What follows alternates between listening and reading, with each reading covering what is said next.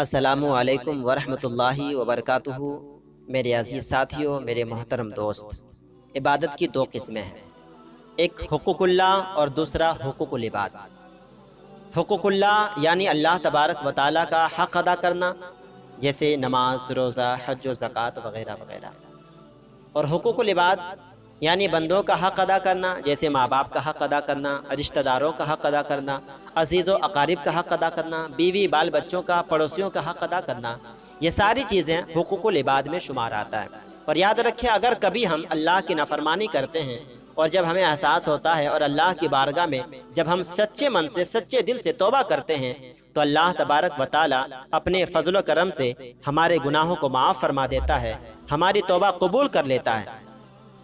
لیکن اگر ہم کسی بندے کا حق مار لیتے ہیں، جیسے مثلا ہم دو آدمی مل کر کسی کام کا انجام دیے اور اس کام کے انجام دینے کے عوض میں مجھے 2000 روپے ملے اور دوسرے بندے کو پتہ نہیں کہ کتنے پیسے ملے،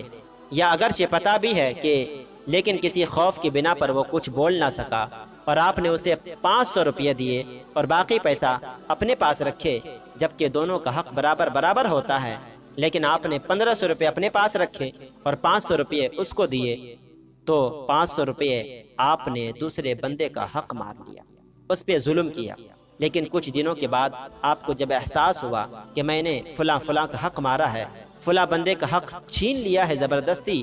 اور میں اب اللہ کی بارگاہ میں رو رو کر دعا کروں گا کہ اللہ ہمیں معاف کر دے، اور آپ رو رو کر دعا کر رہے ہیں کہ اللہ ہمیں معاف فرما دے، ہم نے فلاں کا حق مار لیا ہے، اسے معاف فرما دے، ہمارے گناہوں کو معاف فرما دے۔ تو میرے دوست یاد رکھیں، اللہ کی بارگاہ سے یہ آواز آتی ہے، اے میرے بندے، تو نے جس کا حق مارا ہے، جا پہلے اس بندے سے معافی مانگ، پھر میں معاف کروں گا۔ میرے دوست ایک بات یاد رکھیں، جب تک وہ بندہ جس کا آپ نے حق مارا ہے معاف نہ کرے، بارگاہ خدا بندی سے بھی معافی ہرگز نہیں ملے گی، اور نہ جانے یہ خطا ہم سے کتنی بار ہو چکی ہے۔ میرے دوست، حلال کھائیں اور حرام سے دور رہیں،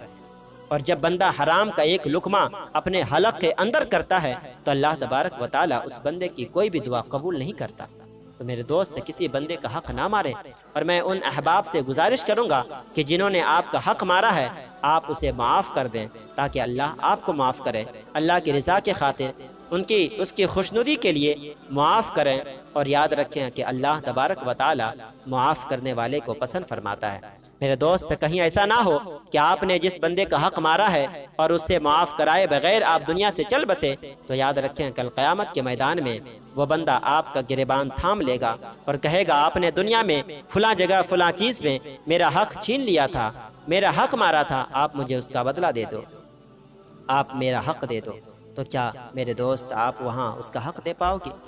اس کا بدلہ دے پاؤ گے؟ نہیں دے پاؤ گے۔ میرے دوست یاد رکھیں، آپ کو وہاں دینا پڑے گا، آپ کی نیکی اس بندے کو دے دی جائے گی، اور پھر بھی کم پڑ جائے تو اس بندے کا گناہ آپ کو دیا جائے گا۔ میں تمام ناظرین سے، میری ویڈیو کو دیکھنے والے تمام معززین اور تمام ناظرین، تمام احباب، تمام دوستوں سے گزارش کروں گا کہ نفرتوں کو بھلا کر کے میرے نبی کی سنت کو اپنائیں اور ایک دوسرے کو اللہ و رسول کی رضا کے لیے معاف کریں۔